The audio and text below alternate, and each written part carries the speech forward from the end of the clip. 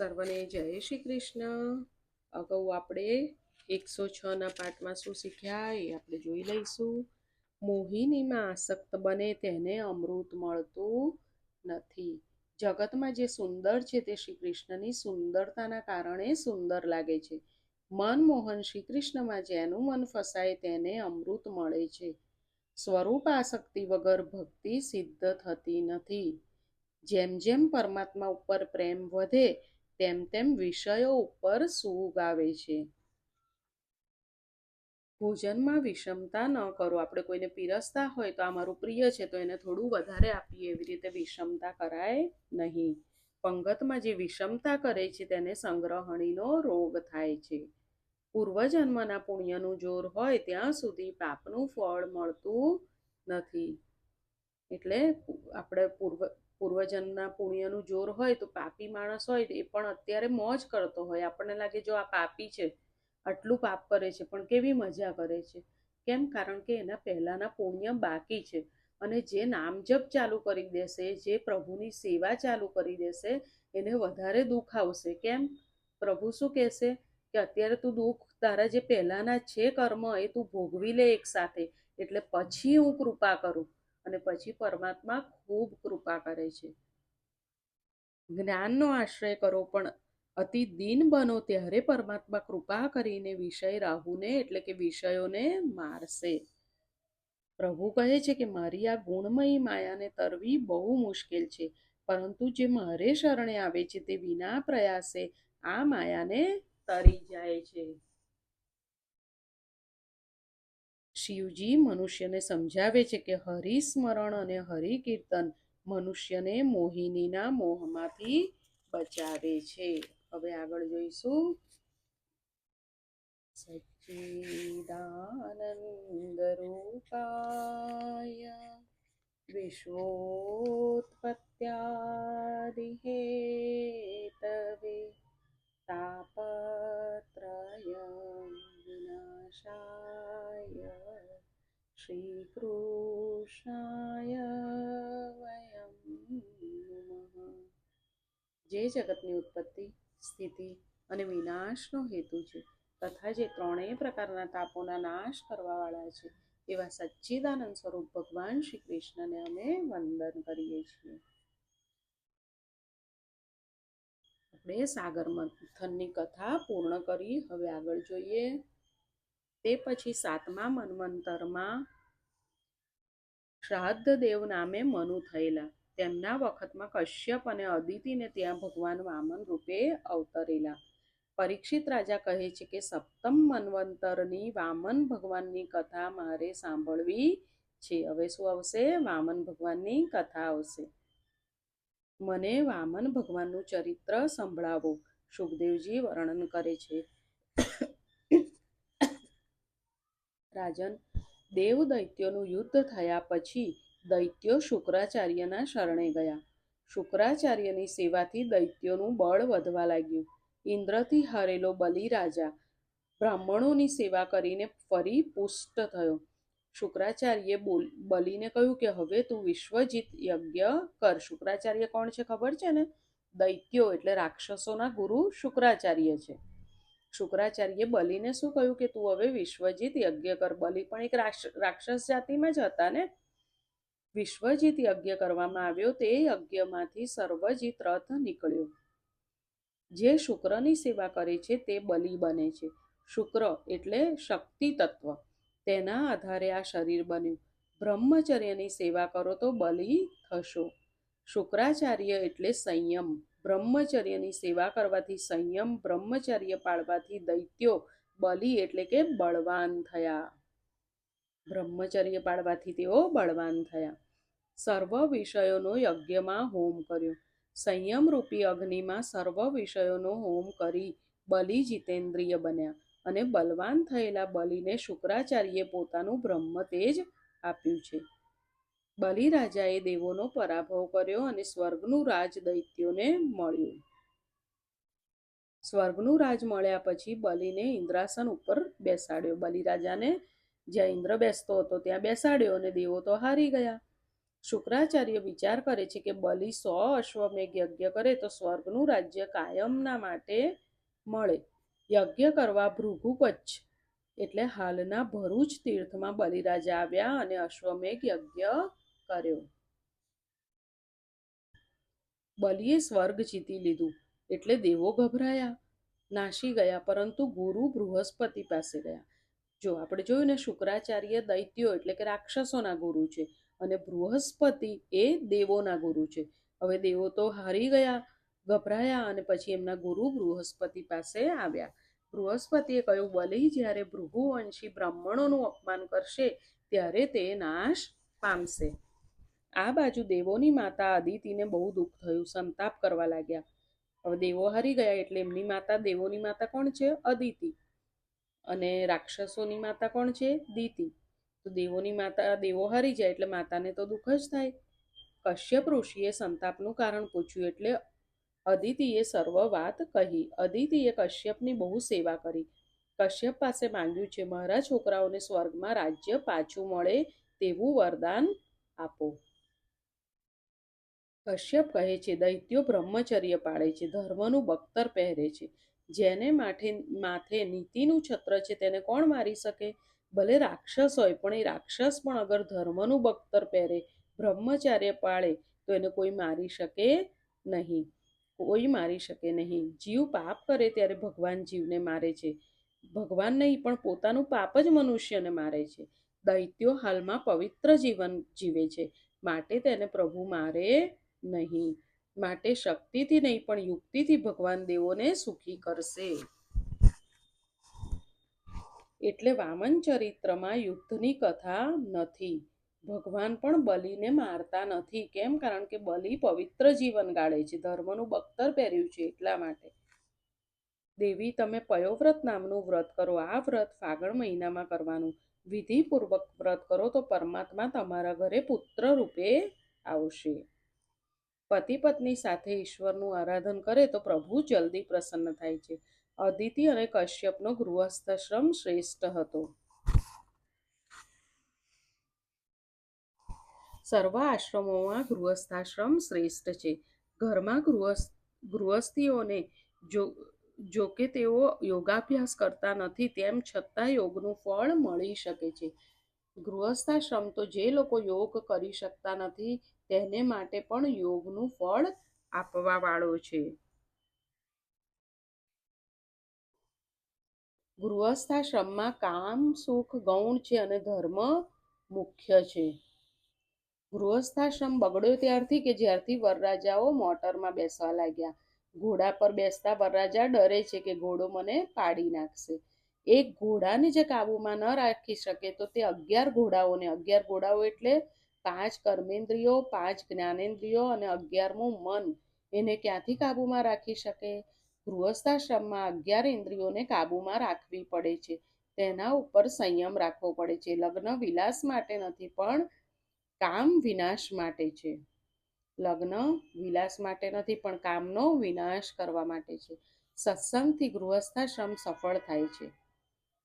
યોગ્યોને જે આનંદ સમાધિમાં મળે છે તે આનંદ ગૃહસ્થને ઘરમાં મળી શકે છે. પણ પતિ પત્ની એકાંતમાં બેસી કૃષ્ણ કીર્તન કરે તો. શાસ્ત્રમાં ગૃહસ્થાશ્રમના ખૂબ વખાણ કર્યા છે. નિંદા કરી છે કામ વાસનાની. કોઈ પણ સ્ત્રી પુરુષ ખરાબ નથી, પણ તેનામાં રહેલી કામ વાસના ખરાબ છે. મહાત્માઓ તો ત્યાં સુધી કહે છે કે ગૃહસ્થાશ્રમીનો આનંદ અનેક વખત યોગીઓના આનંદ કરતાં પણ શ્રેષ્ઠ છે. ઈશ્વર સાથે રમનાર યોગી શ્રેષ્ઠ કે ઈશ્વરને ગોદમાં રમાડનાર ગૃહસ્થાશ્રમી શ્રેષ્ઠ? બોલો, કોણ શ્રેષ્ઠ? યોગી પરમાત્મા સાથે રમે છે તે શ્રેષ્ઠ છે, પણ આ ગૃહસ્થાશ્રમી સાધારણ નથી. ગૃહસ્થાશ્રમ બગડે છે શેનાથી? કુસંગથી. ગૃહસ્થાશ્રમી લક્ષ્ય બરાબર ન સમજવાથી ગૃહસ્થાશ્રમ બગડે છે. કશ્યપ અદિતિનો ગૃહસ્થાશ્રમ દિવ્ય હતો. પવિત્ર જીવન ગાળી તપશ્ચર્યા કરતા હતા. તેથી પ્રભુને થયું કે આજે હું તેમના ઘરે જન્મ લઉં. આજે પણ કોઈ પતિ પત્ની અદિતિનું પયોવ્રત કરે અને પતિ કશ્યપ બને તો આજે પણ ભગવાન તેને ત્યાં જન્મ લેવા તૈયાર છે. અદિતિ એટલે ભેદ બુદ્ધિ, અભેદ બુદ્ધિ. અદિતિ એટલે અભેદ બુદ્ધિ. બ્રહ્માકાર વૃત્તિ, બ્રહ્માકાર વૃત્તિમાંથી બ્રહ્મ પ્રગટ થાય છે. કશ્યપ એટલે મન, જેની મનોવૃત્તિ બ્રહ્માકાર બની છે તે. સ્ત્રી જો અદિતિ બને અને કશ્યપ, પુરુષ જો કશ્યપ બને તો તેના ઘરે ભગવાન અવતાર લે છે. ત્યારે પરમાત્મા પ્રગટ થાય છે. યોગ્યો બ્રહ્મચિંતન કરતા બ્રહ્મમય થઈ શકે છે, પરંતુ પવિત્ર ગૃહસ્થાશ્રમી ભગવાનને પુત્ર રૂપે પ્રાપ્ત કરી શકે છે. પવિત્ર ગૃહસ્થાશ્રમી ઈશ્વરને પુત્ર રૂપે મેળવી તેને રમાડી શકે છે, પણ તે ત્યારે કે પુરુષ કશ્યપ બને અને સ્ત્રી અદિતિ બને. દેહ દ્રષ્ટિ હશે ત્યાં સુધી કામ તમારી પાછળ છે. કામનો વિનાશ કરવો હોય તો દેહ દ્રષ્ટિ રાખવાના બદલે દેવ દ્રષ્ટિ રાખો.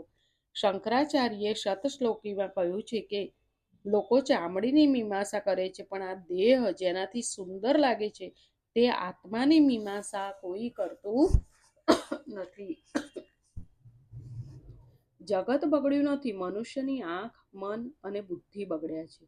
તું તારા કાળજાને, આંખ, મન, બુદ્ધિને સુધારીશ તો જગત સુધરી જશે. કોઈને પણ ભોગ દ્રષ્ટિથી જોશો નહીં, પરંતુ ભાગવત દ્રષ્ટિથી જોશો. દ્રષ્ટિ સુધરશે તો સૃષ્ટિ સુધરશે. આપણી દ્રષ્ટિ સારી તો સૃષ્ટિ પણ સારી. કોઈ લોકો કે અત્યારે કળિયુગ ચાલે છે, કેટલું ખરાબ છે, પણ જે સારું હોય એને બધે સારું જ દેખાય, એને સારા જ લોકો મળે. જે ખરાબ હોય એને બધું ખરાબ જ દેખાય. ભાગવત આંખ આપે છે, દ્રષ્ટિ આપે છે. કોઈનો બ્રહ્માકાર જોશો નહીં. એક વખત જનક રાજાના દરબારમાં અષ્ટાવક્ર મુનિ પધાર્યા. તેમના 8 અંગ વાંકા હતા, એટલે બધા હસવા લાગ્યા. અષ્ટાવક્ર પણ તેથી હસવા લાગ્યા. જનક રાજા પૂછે છે કે અમે બધા તો તમારું વાંકું શરીર જોઈને હસીએ છીએ, પરંતુ તમે કેમ હસો છો? અષ્ટાવક્ર બોલ્યા કે મેં માન્યું હતું કે જનક રાજાના દરબારમાં બધા જ્ઞાનીઓ છે, પરંતુ અહીંયા તો બધા ચમાર ભેગા થયા છે. આ તો ચમાર લોકોની સભા છે. તમે સર્વ મારા શરીરને શું જુઓ છો? આ શરીરમાં શું સારું છે? તે મળ અને મૂત્રથી ભરેલું છે, પરંતુ મારા શરીરમાં રહેલા આત્માને જુઓ. હું પવિત્ર બ્રાહ્મણ છું. તમે આકૃતિ જોઈને હસો છો, પરંતુ મનુષ્યની કૃતિને જોવી જોઈએ. આકૃતિ પૂર્વજન્મના પ્રારબ્ધથી મળે છે, માટે મારી કૃતિ જુઓ. પરમાત્મા કૃતિને જુએ છે, મનુષ્ય આકૃતિને જુએ છે. જ્ઞાની પુરુષો અનેકમાં એકને નિહાળે છે, સર્વમાં એકને નિહાળે છે. દિતિ એટલે ભેદ બુદ્ધિ અને અદિતિ એટલે અભેદ બુદ્ધિ, બ્રહ્માકાર વૃત્તિ. દિતિ ભેદ બુદ્ધિમાંથી રાક્ષસનો જન્મ થયો, હિરણ્યાક્ષ, હિરણ્યકશ્યપુ ની જેમ, અને અદિતિ અભેદ બુદ્ધિમાંથી ભગવાન વામન જન્મે છે. જગતને ભેદભાવથી જોશો નહીં, જગતને અભેદભાવથી જોવાનું છે. જેની બુદ્ધિમાં ભેદ, તેના મનમાં પણ ભેદ આવે છે. ભેદ વિકાર વાસનાને ઉત્પન્ન કરે છે. જ્ઞાનીઓ અભેદ ભાવે સર્વને જુએ છે. અનેકમાં એકનો અનુભવ કરવો એ જ જ્ઞાન છે. આકાર એ કિંમતી વસ્તુ નથી, સોનું એ કિંમતી વસ્તુ છે. કિંમત સોનાની મળે છે, આકારની નહીં. એક મહાત્મા પાસે સોનાના ગણપતિ અને સોનાનો ઉંદર હતો. એક મહાત્મા હતા, એમની પાસે સોનાના ગણપતિ હતા અને સોનાનો ઉંદર હતો. શરીર વૃદ્ધ થયું એટલે મૂર્તિ માટે ચેલાઓ ઝઘડો કરશે, એટલે મહાત્માએ વિચાર્યું કે આ બંને હું વેચીને ભંડારો કરી દઈશ. હવે મૂર્તિ વેચવા લઈ ગયા. ગણપતિની મૂર્તિ 10 તોલાની થઈ અને ઉંદરની મૂર્તિ 11 તોલાની થઈ. સોનીએ કહ્યું કે ગણપતિની કિંમત 1000 રૂપિયા અને ઉંદરની કિંમત 1100 રૂપિયા. મહાત્મા કહે કે ગણપતિ તો માલિક દેવ છે, તેની કિંમત ઓછી કેમ? સોની કહે કે હું સોનાની કિંમત આપું છું, માલિક દેવની નહીં. જ્ઞાની પુરુષો આકારને જોતા નથી. જ્ઞાની પુરુષો સૃષ્ટિને નિર્વિકાર ભાવે જુએ છે. આકારમાંથી વિકાર ઉત્પન્ન થાય છે.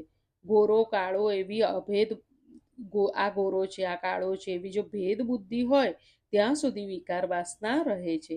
અદિતિ એ બ્રહ્મવૃત્તિ છે. બ્રહ્માકાર વૃત્તિ થાય તેને પરમાત્મા મળે છે. સર્વમાં એક જ વસ્તુ છે, એકમાંથી અનેક થયા છે. સ્વપ્નમાં એકમાંથી અનેક થાય છે, તેવી રીતે જાગૃત અવસ્થામાં પણ છે. સર્વના મૂળમાં એક જ છે, તેથી સર્વમાં એકને નિહાળો. અદિતિને પતિમાં પણ પરમાત્માના દર્શન થતા હતા. જે વસ્તુનું મન વારંવાર ચિંતન કરશે તેનો આકાર મનમાં સ્થિર થઈ જશે. વ્યાપારીનું મન દ્રવ્યાકાર થયેલું હોય છે, તેથી તેને સ્વપ્નમાં પણ રૂપિયા જ દેખાય છે. જેમ લોભીની ચિત્તવૃત્તિ દ્રવ્યાકાર થાય છે, તેમ ભક્તની ચિત્તવૃત્તિ ભગવાનાકાર થાય છે. લોભીને જેમ દ્રવ્ય જ દેખાય છે, એમ ભક્તને ભગવાન જ દેખાય છે. એક જ સ્વરૂપનું વારંવાર ધ્યાન કરો, સ્મરણ કરો, ચિંતન કરો, પૂજન સર્વ દેવોનું કરો, પણ ધ્યાન તો એક જ દેવનું કરો. જેની આંખમાં પૈસો હોય તે જ્યાં જાય તે પૈસાને જોશે. એક શેઠે કાશ્મીર ગયા હતા, ત્યાં પુષ્કળ ગુલાબના ફૂલ જોયા. શેઠે મનમાં એવો ભાવ નહીં જાગ્યો કે આ ફૂલમાં મારા શ્રી કૃષ્ણ બિરાજે છે. પ્રભુ અવ્યક્ત રૂપે ફૂલમાં પ્રવેશ કરે છે, તેથી તો સુગંધ છે. ઈશ્વર અવ્યક્ત રૂપે જળમાં, સ્થળમાં, પાતાળમાં રહેલા છે, તેથી સર્વ વસ્તુને ભાગવત ભાવથી જુઓ. શેઠના મનમાં તો પૈસાનો ભાવ હતો, એટલે ગુલાબના ફૂલો જોયા એટલે શેઠને શું થયું કે અહીંયા ગુલકંદની ફેક્ટરી ખોલી હોય તો વેપાર સારો ચાલે. દ્રષ્ટિને ભગવતમય બનાવશો તો દ્રષ્ટિ જ્યાં જશે ત્યાં ભગવાન દેખાશે. ગોપીની દ્રષ્ટિ પરમાત્મામાં જ હતી, તે જ્યાં જાય ત્યાં તેને કનૈયો જ દેખાય છે. કૃષ્ણ મથુરામાં બિરાજતા હતા ત્યારે પણ ગોપીઓને શ્રી કૃષ્ણ ગોકુળમાં જ દેખાય છે. ઉદ્ધવને કહે છે કે તું કોનો સંદેશો લાવ્યો છે? કનૈયો તો મારી સાથે જ છે અને તું તેનો સંદેશો લાવ્યો છે. ગોપીઓની વૃત્તિ કૃષ્ણાકાર છે. જીત દેખો તિત શ્યામમય હૈ. ગોપીઓને ખબર નથી કે કૃષ્ણ અમને છોડીને ગયા છે. જ્યાં જાઉં ત્યાં કનૈયો મારી સાથે જ છે. આ ગોપી પ્રેમ છે. જીવને બીક લાગે છે કારણ કે તે ઈશ્વરના સાનિધ્યનો સતત અનુભવ કરતો નથી. બ્રહ્માકાર વૃત્તિ અદિતિનો સંબંધ કશ્યપ સાથે થયો. કશ્યપનો અર્થ જુદો, તે શબ્દને ઉલટાવો તો થશે પશ્યપ. ઉપનિષદમાં કનો અર્થ કર્યો છે ઈશ્વર. ક એટલે ઈશ્વર અને પશ્ય એટલે જોવું. સર્વમાં એક ઈશ્વરને જુએ કશ્યપ. કશ્યપની વૃત્તિ બ્રહ્માકાર બની ત્યારે ભગવાનને પ્રગટ થવું જ પડ્યું. આજે અહીંયા સુધી રાખીએ. આજે આપણે શું શીખ્યા એ આપણે જોઈ લઈએ.